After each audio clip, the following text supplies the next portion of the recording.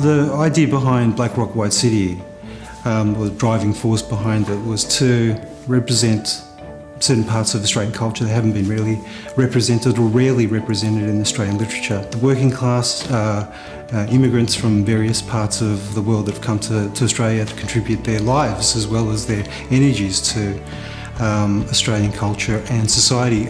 If I'd won the Miles Franklin Literary Award, I'd feel that what that had done is bring me into the literary conversation Australia's having with itself. I'd really be delighted to be part of that conversation.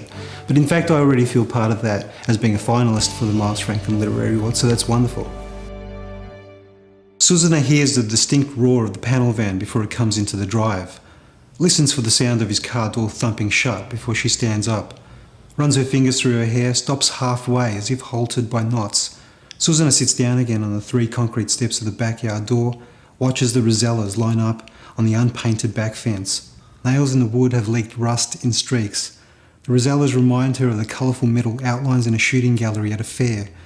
She has often wished she had a rifle to test her skill because while the rosellas are colourful, they're also noisy in a way that makes her feel as though she might go mad again.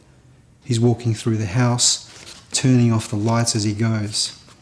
Jovan knocks on the mesh of the security door because he can't open it while Susanna is sitting there, blocking the door. She stands up and lets him take the 3 steps down into their backyard. She drinks the final sip from a cup of chamomile that went cold hours ago.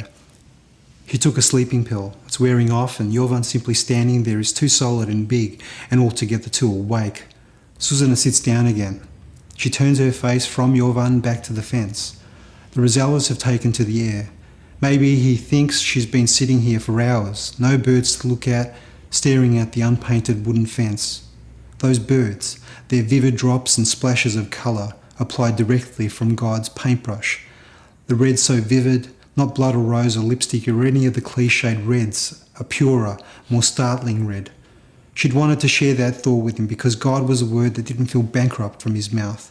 That quiet way he folded his hands on his chest when they both settled in bed, and a pathetic silence as he said his prayers.